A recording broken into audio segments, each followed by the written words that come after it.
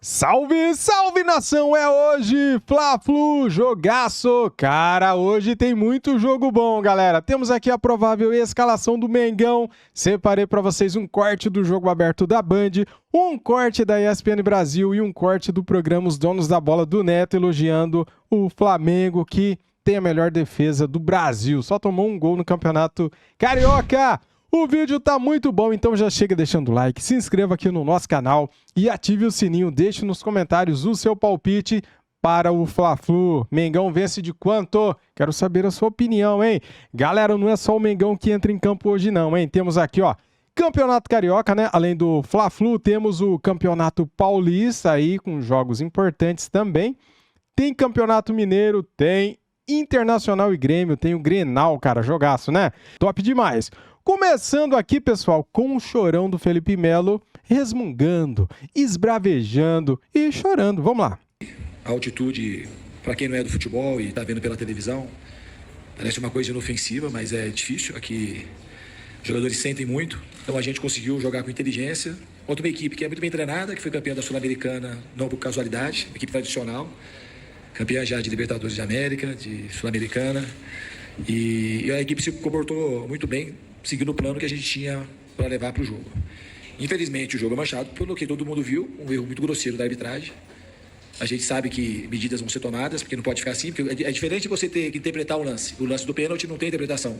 O do impedimento tem interpretação, inclusive a falta que ele deu tem interpretação. Ele conseguiu achar uma falta que ninguém tinha reclamado, que o jogador levantou o braço para proteger o rosto, bateu na mão, ele deu a falta que originou o gol. E o impedimento depende muito, que na visão que a gente estava ali, está impedido, na minha opinião. Mas até aí tudo bem, tem uma questão de interpretação. O pênalti não tem interpretação, não tem ângulo de interpretação. É absolutamente pênalti, não é pênalti interpretativo, é um pênalti quanto mais pênalti. Então assim, vai aqui o nosso repúdio, porque tem um monte de coisa envolvida, várias famílias envolvidas, e o futebol tem que ganhar o melhor, sem interferência clara da arbitragem. E hoje o jogo teve uma interferência claríssima da arbitragem no resultado final da partida. Marcelo sentiu uma dor no tendão, em princípio não tem lesão grave, mas ele foi prudente e acho que ele fez certo de não continuar para, de repente, podia se agravar a lesão. Felipe foi uma opção por conta da altitude. Outros jogadores também sentiram, no caso do Ganso e outros, a gente sabia que os jogadores iam sentir. É difícil jogar aqui na altitude, ainda mais jogando contra um time muito qualificado como é a LDU. Então, Marcelo a gente não sabe, mas o Felipe está totalmente inteiro para a próxima partida. Eu vim aqui há muitos anos atrás jogar com a seleção brasileira e foi difícil. Vim aqui também jogar com o Palmeiras e foi muito difícil, né? E diante de um rival que é um rival forte e que dentro de casa se torna ainda mais forte. Então hoje nós jogamos contra um rival forte, contra a altitude e contra a interferência do árbitro. Então, mais uma vez, eu não posso deixar de falar assim, eu falo muito pouco dos árbitros porque errar é humano. E eu sou um cara que eu erro sempre em busca de estar melhor.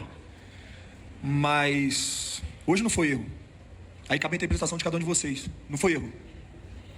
Então a gente sai com uma sensação aqui amarga, mas entendendo que já temos que trabalhar, porque temos o jogo da volta no Maracanã. E não tenho as dúvidas de que a nossa torcida vai fazer aquilo que fez ano passado, lotando o Maracanã. E no Maracanã nós somos ainda mais fortes. É isso, Fernando. É isso, Felipe. Obrigado. Calma aí. Ninguém vai fazer pergunta falando do árbitro? Não. Ninguém vai fazer uma pergunta contestando aquilo que aconteceu no jogo? Não. Vai ficar por isso mesmo? Sim. Ninguém vai fazer pergunta, ninguém vai contestar. Isso é complicado, gente. Ninguém enxergou, ninguém viu o que aconteceu? Não. Pelo amor de Deus, né? Somos... Ai, galera, o Felipe Melo fica doido, né, cara? E eu dou risada, né? Porque isso é normal. Erro de arbitragem no futebol, cara, isso é normal. Profissionais, pai de família, 6 horas de viagem. Isso aqui é a minha vida, isso aqui é a nossa vida. Ninguém fala nada. Não. Vamos fazer o seguinte, a gente vai seguir falando do Fluminense, mas trazendo agora o Flamengo, trazendo o clássico Fla-Flu. A gente vai falar sobre o jogo e da insatisfação tricolor do Fla-Flu estar ensanduichado pelas finais da Recopa. O próprio Felipe Melo incomodado. Ih, rapaz, olha aí. De novo, 40 minutos antes do nada, surgiu o clássico que tem decidido tudo no Rio. A rivalidade estadual mais quente do país atualmente tem nome próprio, Fla-Flu. Caiu na boca do povo para além da bola os 2 últimos campeões da América, pela primeira vez frente a frente em 2024. Basta puxar pelo histórico, 2020, 21, 22 e 23. todas as finais do Carioca foram Fla-Flu. E aí, no ano passado, com ares de final, a Taça Guanabara foi decidida com Fla-Flu. Neste ano, mais uma vez a Taça Guanabara chega em seu momento decisivo. E adivinha? Fla-Flu. No Fla, Tite e companhia iniciaram bem. São líderes pelo saldo de gols. 17 contra 10 dos tricolores. O empate mantém o time na ponta. Pulgar, recuperado de febre, deve voltar. E Pedro, 8 gols em 8 jogos no ano, vai comandar o ataque contra o ex-clube, ainda que tenha ouvido vaias no último jogo. Se isso não me abala, pelo contrário, me dá mais força ainda para querer dar o meu melhor a cada jogo, como eu sempre faço. O Flu está de volta ao Brasil, após derrota na ida da Recopa para a LDU em Quito. Na bagagem, trouxe críticas à arbitragem e ao calendário. O pouco tempo de preparação deve render um time misto no Clássico, o que desagrada demais. Venho aqui dar os parabéns à Federação Carioca, né, que fez a gentileza de nos colocar clássicos em meio a decisões, né? Será que fariam isso com outras equipes também ou só com o Fluminense? Em 2023, o rival Flamengo passou por situação igual. Foi a Quito enfrentar o Independente Del Valle pela Recopa e antes do jogo de volta no Rio, encarou um clássico contra o Botafogo pelo Carioca. Pedágios a cumprir de quem levantou a maior taça da América, de quem se acostumou a decidir. No caso do clássico de domingo, tanto faz, vale para os dois. No Rio tem sido assim. Se existe decisão, tem Fla-Flu. Esse jogo promete. Nossa, que lindo, né? E não foi só em 2023, a gente traça os últimos anos em que, coincidentemente, o adversário do fim de semana, o Flamengo, estava envolvido ou em Supercopa ou em Recopa. Em 2020, houve um Fla-Flu pré-Supercopa. Em 21, um Flamengo e Vasco pós-Supercopa. 22, um Flamengo e Botafogo pós-Supercopa. Em 2023, um Flamengo e Botafogo pós-ida da Recopa e um... Tá vendo, Felipe Melo? Para de chorar, cara. Tá aí na tela, ó. Todo início de ano foi assim, cara. Clássicos entre a Recopa. O Flamengo jogou vários jogos, 2020, 21, 22, 23. E o Fluminense só tá jogando uma vez e já tá chorando, reclamando, né?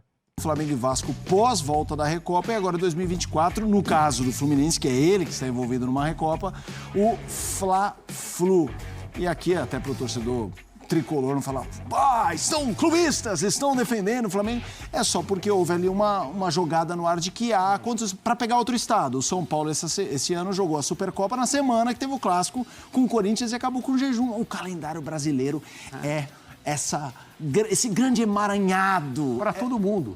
E a última pessoa a reclamar disso, acho que todo mundo lembra, senhor Bruno Lage. Naquele período em que ele deu algumas entrevistas meio fora do script, ele fez uma reclamação dessas logo antes de um clássico Botafogo e Flamengo. Será que se fosse o outro lado envolvido, o Flamengo já tinha sido eliminado da Libertadores, Botafogo tinha a Copa Sul-Americana, será que se fosse o contrário aconteceria? Esse vitimismo não leva a lugar nenhum. E o Felipe Melo, que de novo continua bravo, e ele tem todo o direito de estar bravo, ninguém aqui está dizendo para ele não diga isso, não fale assim, não é. O Fluminense é campeão da América, com uma campanha belíssima, uma campanha de dar orgulho ao futebol brasileiro. Primeira Libertadores do Fluminense, uma coisa histórica, linda, maravilhosa, conquistada no Maracanã. O Fluminense ainda é, na minha opinião, o candidato mais forte para ganhar a Recopa. A minha impressão é que o Fluminense vai fazer o resultado no Maracanã. O jogo de ontem foi sofrido, foi difícil, o Fluminense não conseguiu ter o controle que queria, sofreu, teve de se defender.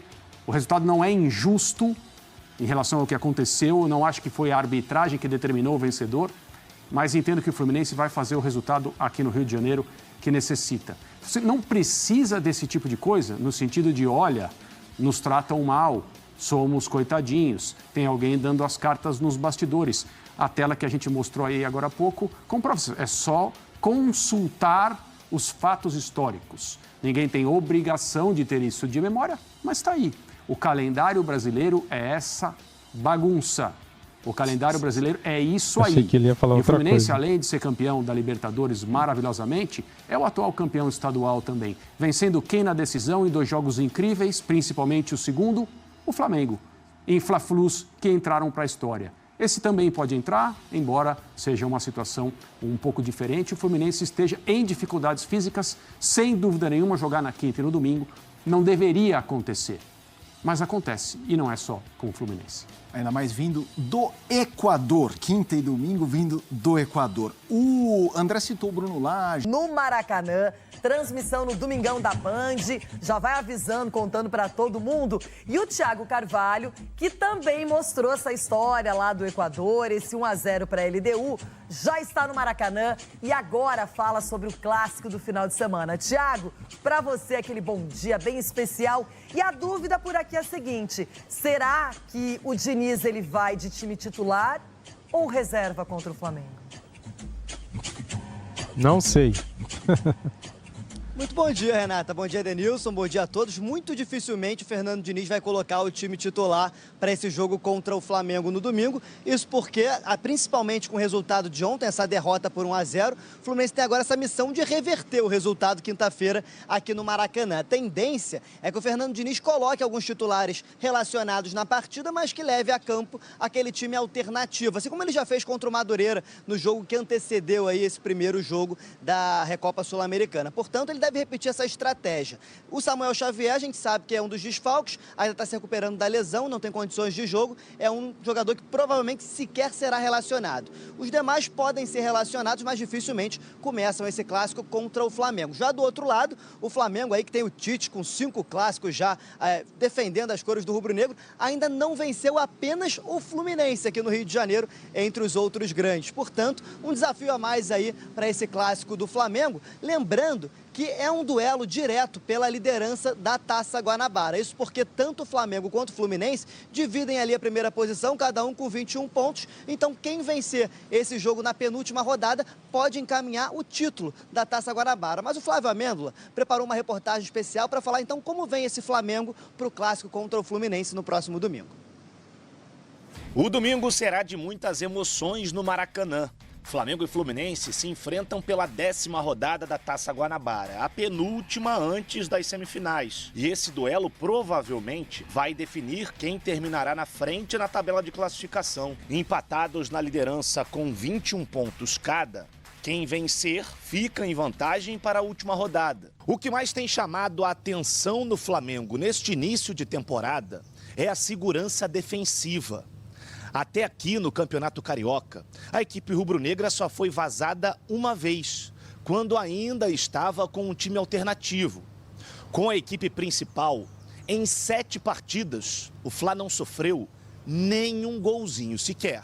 É uma das coisas que Tite sempre fala. É uma das coisas que o Tite sempre fala, de manter o placar em 0. Estamos trabalhando e está dando certo. Temos que seguir pelo mesmo caminho, continuar tentando fazer gols e manter o time sem sofrer gols. Não é só na defesa, o time todo ajuda. Com 0, mas não é só a defesa, é o time completo que ajuda que não tomar gol. Para tentar manter esse bom retrospecto defensivo, o técnico Tite deve ter um reforço importante para o duelo diante do Flu. O chileno Eric Pulgar está recuperado de uma virose e retorna ao time titular na vaga do jovem Igor Jesus, que deixou boa impressão. Quem deve atuar ao lado de Pulgar é o uruguaio Nico de la Cruz, que foi muito bem jogando como segundo homem do meio-campo e será mantido na vaga de Gerson, que segue fora por um problema renal. Com isso, o Flamengo deve ir a campo com Rossi no gol, Varela na direita, Fabrício Bruno, Léo Pereira e Ayrton Lucas, Pulgar, De la Cruz e Arrascaeta, Luiz Araújo, Everton Cebolinha e Pedro. Timaço! 3-1, Mengão. Este será o 5º clássico de Tite à frente do Flamengo, que está invicto. Em 4 jogos, foram 2 vitórias e 2 empates. Só que o único grande rival do Rio de Janeiro que Tite ainda não venceu foi justamente o Fluminense. No domingo, ele terá mais uma oportunidade de quebrar essa escrita. E você acompanha todos os detalhes desse jogão ao vivo na tela da Band. Jogaço, hein? E é jogo da Band. Agora a gente divide a rede. Quem tá mais preparado para ganhar a Copa do Brasil, é óbvio que é o começo, mas eu acho que Palmeiras, né? O Palmeiras Quem sempre mais? entra como favorito, né? Palmeiras e Flamengo. Flamengo, é. Acho que são duas equipes muito fortes, né, Jorge? O Flamengo tem um baita de um elenco. Acho que o Flamengo tá e uma um pouquinho na frente, hein? E meio que já se esperava isso, até pelo histórico do Tite, né? Uma defesa que tem tomado pouquíssimos gols. E esse gol apenas. Ó, eu quero até me desculpar com o zagueiro do Flamengo. Como é que chama o nome composto? O Léo. Fabrício Bruno? Fabrício Bruno. Ele é bom de bola. É que eu tinha visto um jogo dele, eu achei ele muito bom de bola. Ele é rápido, ele é bom, ele é um jogador extraordinário, esse Fabrício aí. Bom de bola. A chegada do Vinha agora, o Flamengo fica mais forte, Souza. O Flamengo, todo ano que entrar, vai ser o favorito a ganhar tudo. Se vai ganhar ou não, e agora com o Tite ainda, ajeitou a defesa. Ajeitou o setor que mais o Flamengo precisava ser ajeitado, arrumado, que era a defesa. O Flamengo tomava muito gol ano passado. E o Tite descobriu que tem jogador bom no Brasil agora. Agora ele descobriu. Descobriu, né? Descobriu. Demorou, né? Tá dando entrevista elogiando os caras. Nossa! Mas quando foi treinador da Seleção Brasileira, 2 Copas do Mundo, ele não sabia. Que coisa impressionante. Vamos terminar aí. 40 segundos? Muito bem, galera. Vamos falar aqui então da escalação, a provável escalação do Flamengo. Então vamos lá, galera. Temos aqui o provável Flamengo para enfrentar o Fluminense. No último treino, o Tite indicou o Flamengo sem mistérios para enfrentar o Fluminense. O provável time é Rossi, Varela, Fabrício Bruno, Léo Pereira e Ayrton Lucas, Eric Pulgar de volta, De La Cruz no meio de campo ali fazendo a função do segundo volante, hein, cara, no lugar do Gerson, jogou muito bem contra o Boa Vista, né? Arrascaeta completando o meio de campo, lá na frente Luiz Araújo, Everton, Cebolinha e Pedro. Tá aí a foto do Gilvan de Souza do Mengão, cara, olha só, essa foto é pesada, hein? Arrascaeta, De La Cruz e Eric Pulgar na mesma foto, hein? Que foto! Para você, este é o time ideal? Quem que você trocaria? Quem que você mudaria pensando na escalação do time de hoje para enfrentar o Fluminense?